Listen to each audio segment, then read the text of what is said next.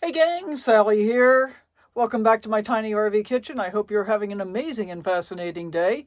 I know I am. So this is my last full day at this location with electricity, and I've got plenty of water, and I've got plenty of water left over.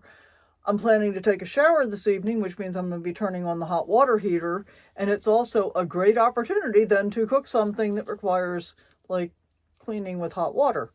So I decided I'm going to make spaghetti, and I want to take you along because, that's the way I love to do it. Thank you so much for being here. As always, I really appreciate you taking your time to watch my videos. And we're going to go ahead and roll the intro, and we're going to get right into what this is going to look like.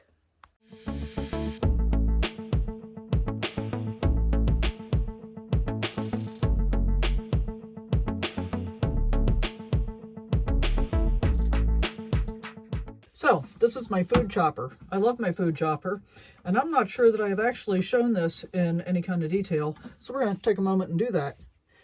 This is butternut squash that I've been carrying around with me, for a couple of months now, and somebody gave this to me from their garden when I was walking Kit up in New Hampshire. How's that for random stuff? I love RV life. Okay, so I decided, yes, I'm making spaghetti. And I decided that I want to add some extra vegetables, and I thought this is a good time to use up this butternut squash. So I have sliced it into rounds that are, like whatever this dimension is. And as you'll see in just a moment, that means I'm going to get pretty much perfect squares. So you put it in on top of the grate and smash it. And these, butternut squash is really hard. It's actually very difficult to cut with a knife. And it's kind of easy to have the knife slit and cut yourself. It's unusual to have to use two hands to force this through, but that's what we're doing. But that's okay. So can you see down in the bottom here how we have like these perfectly cubed pieces of butternut squash?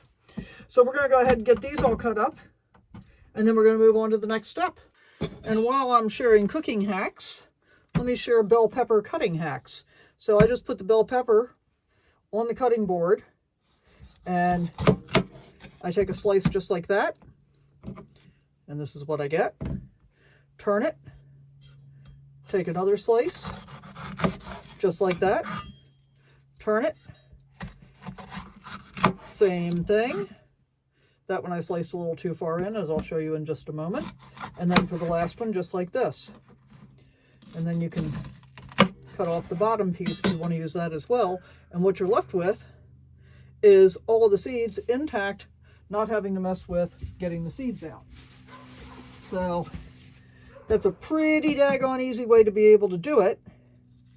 And now I have my bell pepper pieces ready to go on the chopper. So I did get a few seeds in that one because I cut it a little bit too close to the center, but super simple.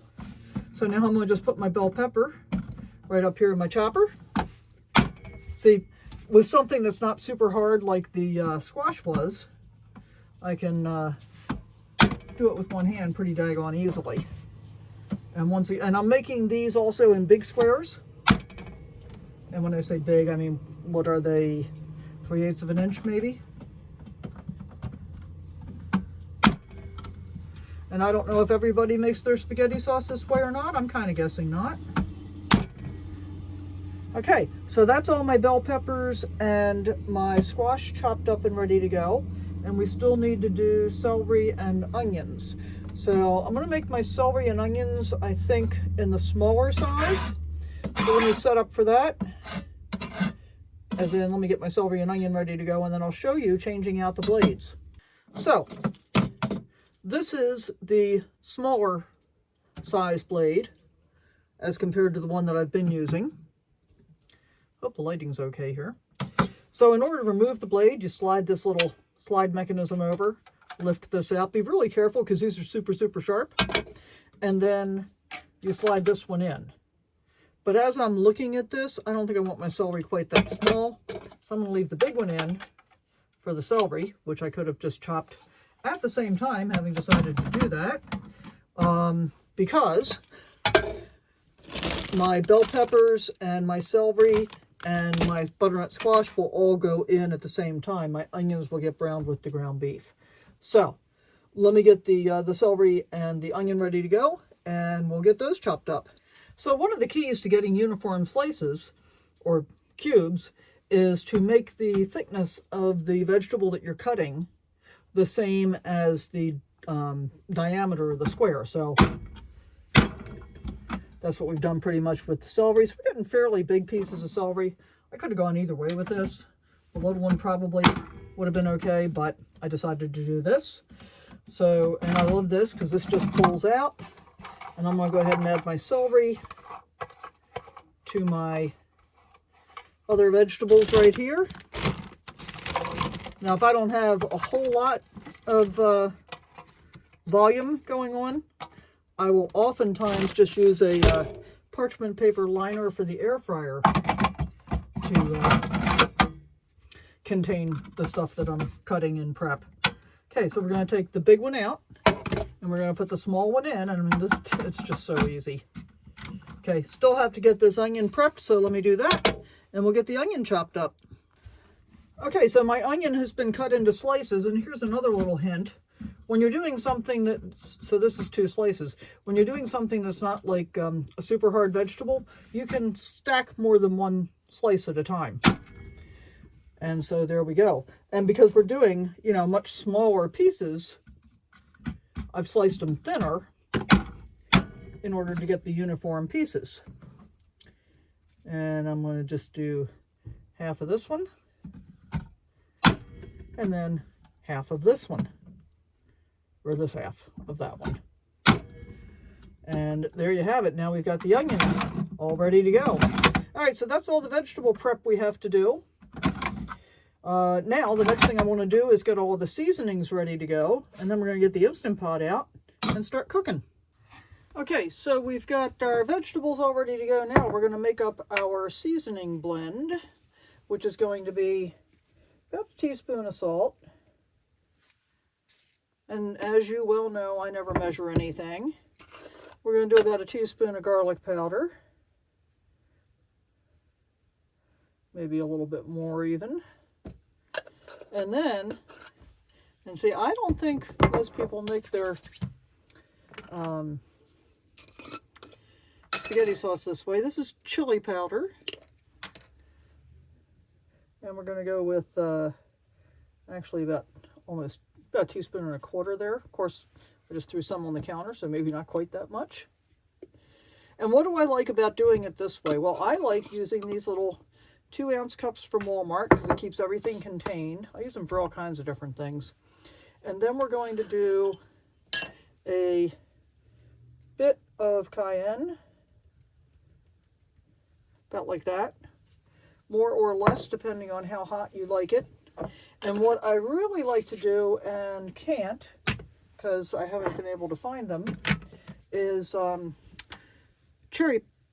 cherry peppers. And I always used to cut up a hot cherry pepper and put that in with the vegetables, and I really love that flavor, but I haven't been able to find it. And then curry powder. And you're thinking, is this going to taste like spaghetti sauce at all? I know. It's kind of amazing, guys, the way that this comes out.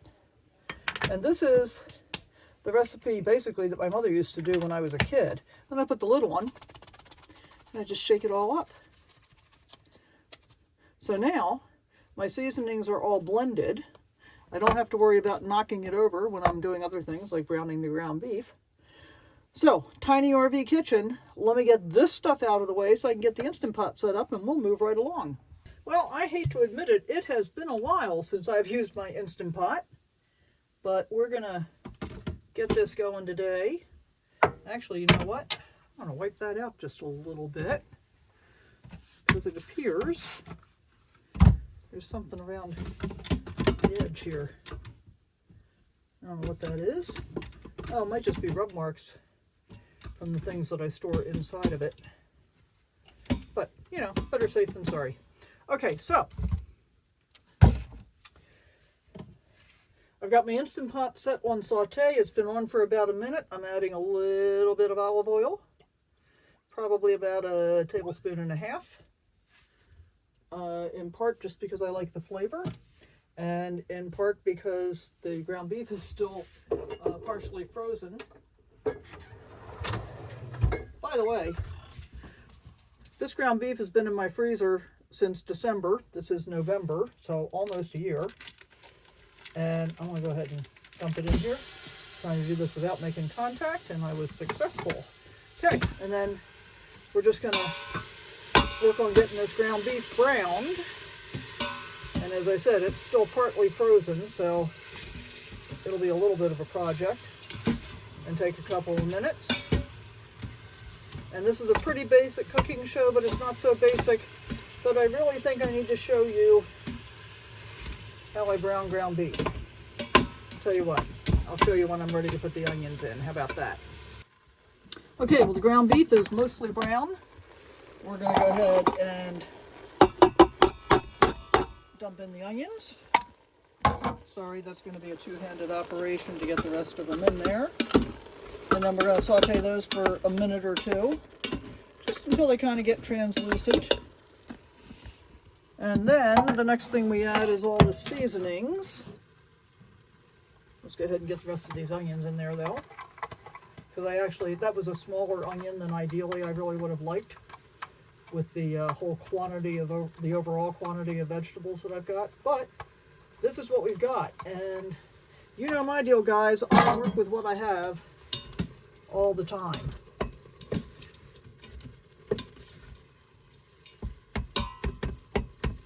And this is looking good already.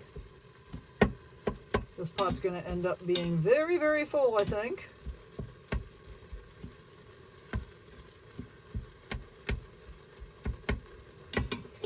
And I'm going to go ahead and put my seasonings in now.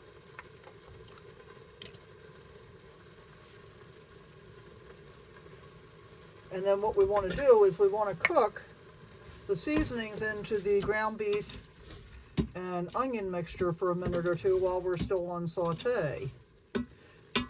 And then we're going to turn the saute function off and add in the rest of our ingredients and then get the lid on. As I said, I think this pot's going to end up really full. My plan is that I'm going to be freezing a fair amount of it for future leftovers. Because basically I've got nothing pre-made in the freezer right now. So this will be a good, let's get started with some vegetables and meat and stuff kind of dish. So I don't make my spaghetti, I don't like spaghetti sauce from a jar or a can or whatever. I just don't like it. I don't like most of the spaghetti sauce. Some of the restaurants I go to, it's actually pretty good. But, the stuff that comes in a jar, I'm just not a fan. And in part, I'm not a fan because if you read the label, almost all of it has added sugar. And I know some people do put sugar in their spaghetti sauce. I don't like it sweet. I like it a little on the hot side. That's the way I grew up eating it. I don't know. Maybe that's why I like it that way. Hard to say. Okay, so I don't know if you'll be able to see through all the steam, but that's what we got. We're going to go ahead and dump in the rest of the vegetables, and then we're going to get the tomato paste and water in. And then, and this is the thing that makes this really special in my opinion, we're cooking the pasta in the pot. So I'm not doing another whole container for pasta. Now, I've increased the volume significantly by deciding to do the butternut squash, but I'm okay with that. And if you're thinking butternut squash and spaghetti sauce sounds weird, I understand. But one of my favorite curry recipes uses butternut squash or sweet potatoes with tomatoes. So, to me, the flavors are not incompatible. All right, so we need a cup of water to begin with. This is a 6-ounce can. So I'm putting about 5 ounces in. And then I'm going to do this again to get my first 8 ounces. And then we're going to add in the pasta. Now, here's your hint. Here's your big tip that I had never really paid attention to previously, but I actually Googled this afternoon to find out, roughly how much pasta do you use when you're, making spaghetti sauce. And the apparent answer rule of thumb seems to be 1 jar of spaghetti sauce to 1 pound of pasta. So we're going to find out how close to right or wrong that is.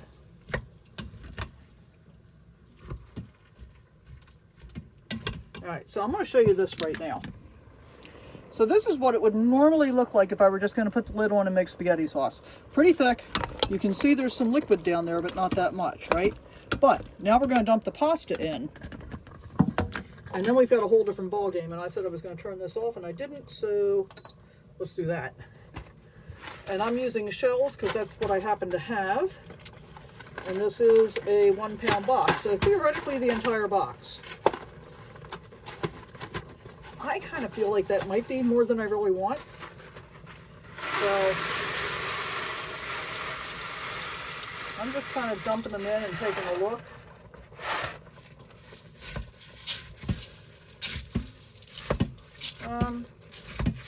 You know what? I'm going to do all of it. Okay. Now, we need more water, because you need water to be able to cook the pasta, right?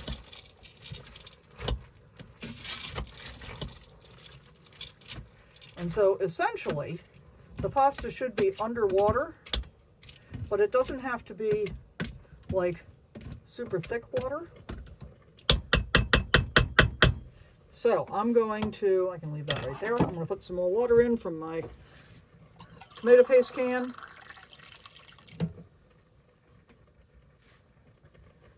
So here's another 6 ounces. I know I need at least 6 more ounces, and I wouldn't be surprised if I'm not going to double this again, but we're going to find out.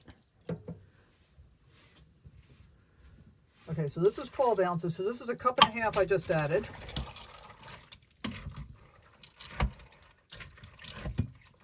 And I think I'm going to do 6 more ounces, and I think that's going to be good. We will find out momentarily if I believe that's good or not.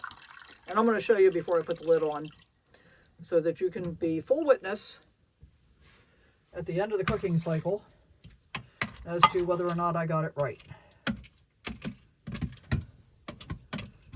And I'm scraping everything down off the side so that all of the pasta is making contact.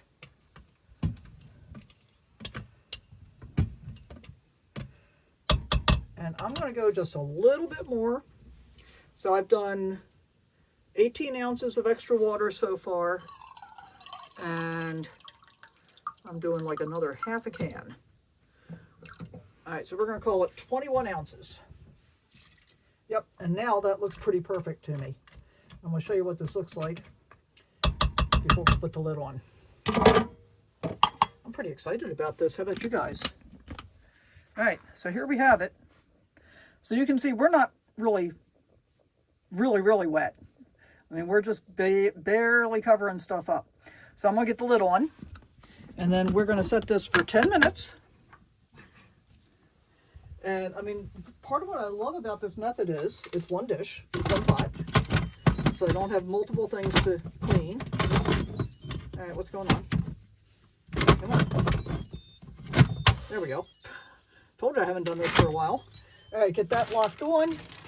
And we're going to do pressure cook and take it down to 10 minutes.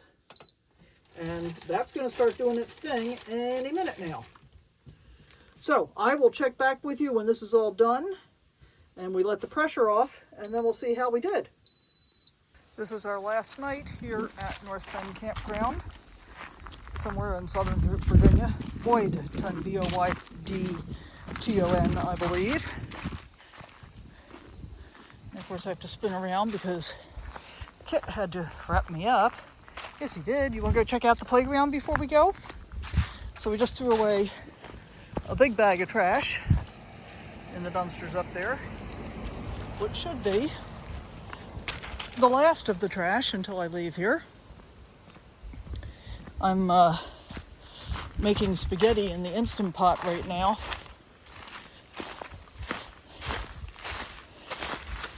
And so I got rid of things like I had an egg carton that was going to be empty tomorrow, so I took the last couple of eggs out of it so I can get rid of that. And then all the vegetable trimmings from the butternut squash and other stuff. Got rid of all of that stuff. You gonna go up? Go ahead. Go up. Is that it? Hey. Go all the way up. Keep going. Go more. Go more up. That's it? That's all you want to go? He doesn't really like the sliding boards though. So sometimes I make him slide down with me, but not too often. So when we go to get rid of the trash, we usually stop by the playground here. This is a restroom house that's just toilets. It's closed now.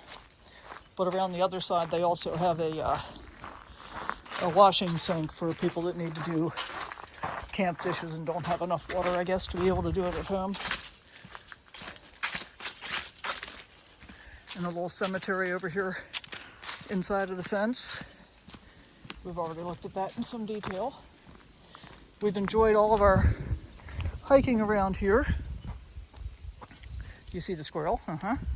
He's decided he likes chasing squirrels. So we've been hiking all the closed loops, and we've been hiking the shoreline around the lake. And it's really very cool. There's beaches, so it's been a lot of fun. The weather has been absolutely beautiful. I think we had one day where the high was 62. But the rest of the time it's been pretty much high 60s, mid 70s. We had one day that got up to 80. It's supposed to cool down overnight tonight, but hey, I'm leaving. I just hope it doesn't get so cold that I have to inflate my tires before we leave. But if I do, I do. And I have to admit, it has been nice being hooked up to power all this time. Only from the standpoint that I don't have to manage anything. I'm just doing whatever. And that's part of the reason I decided to make the spaghetti sauce tonight. Because, the Instant Pot's running, and normally I wouldn't run it this late in the day in the winter time. I would be making it much earlier in the day. But I've got options since I've got full power. And it's been quite interesting here to see all the people coming and going. There was somebody in that spot last night. There was nobody in that spot where that trailer is last night, but now there is. Looks like these folks are getting ready to go. So, yeah, just one of those things. All right, we're gonna get back and check on that spaghetti sauce. Okay, so here we have it, guys. The pasta to water ratio is fine. I should have trusted my first instinct and used a little bit less pasta. So that's what's left in the pot. I've already dished out a bowl. So that's more pasta than I would typically like to see in relation to sauce. But hey, it is what it is. I may dump another can of tomatoes in before I start putting it away. But let's give it a taste. Oh yeah, that's good. I am going to dump in another can of tomatoes because it's not quite tomatoey enough. And I think a couple of things. I think the butternut squash sucked out some of the tomato taste and the quantity of pasta as well. So, lessons learned. I would still do this again. Hope you enjoyed coming along. As always, thanks so much. We'll see you next time.